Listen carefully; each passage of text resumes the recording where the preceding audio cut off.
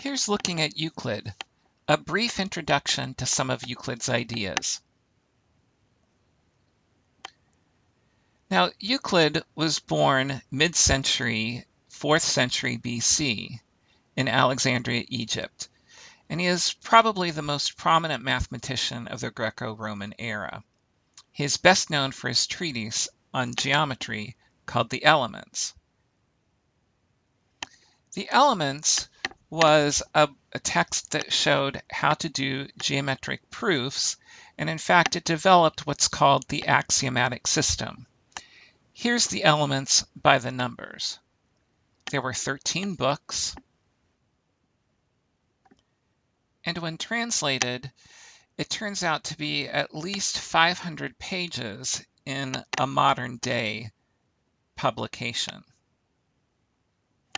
Now here's where we get to the axiomatic system. In the axiomatic system, you have definitions, of which Euclid had 23. You also have 10 axioms. These axioms are split into 5 postulates and 5 common notions. And that's what creates the axiomatic system. Now, because these books dealt with geometric proofs, Euclid was very systematic in how he approached doing a proof.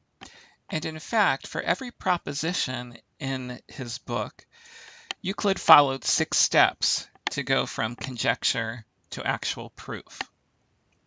Let's take a look at the axiomatic system a little more closely in the idea of definitions, postulates, and common notions.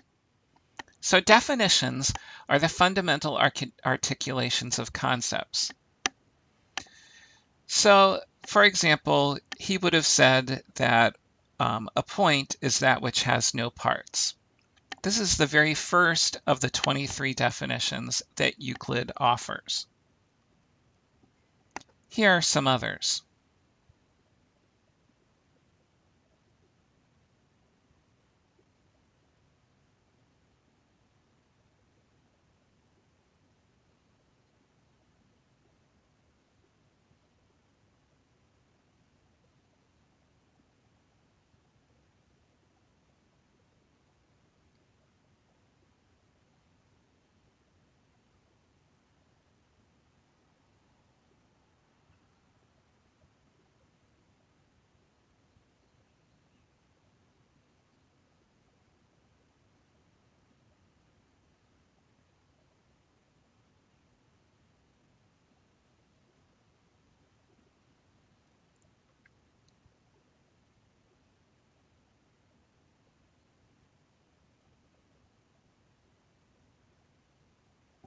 Now, common notions are some basic principles about equality and inequality.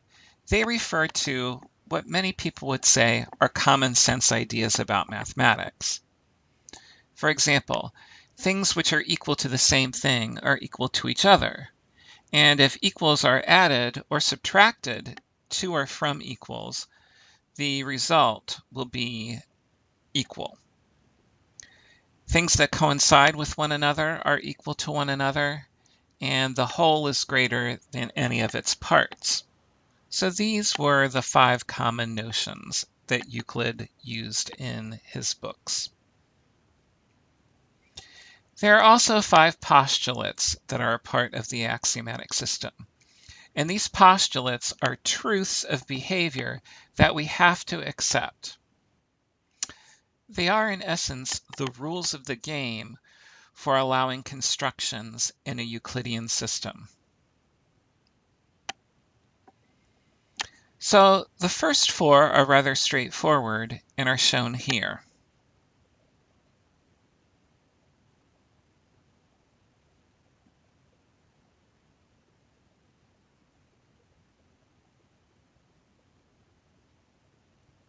The 5th, however, is quite different than the other 4 and is steeped in controversy.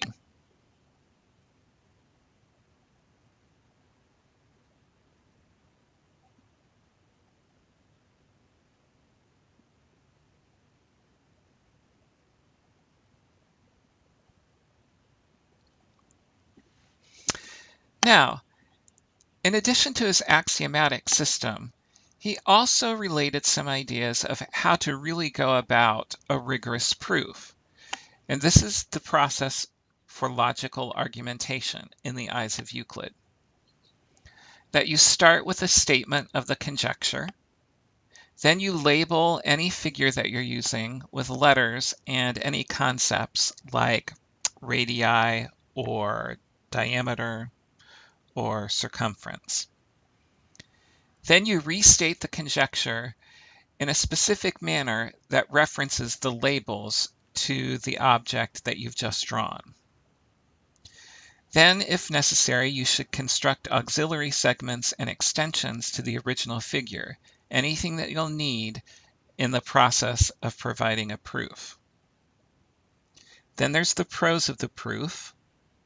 And finally, you should state very convincingly your conclusion, which should be, again, referenced back to the original conjecture and should be general in nature.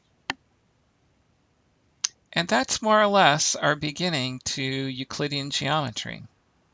Here's looking at you, kid.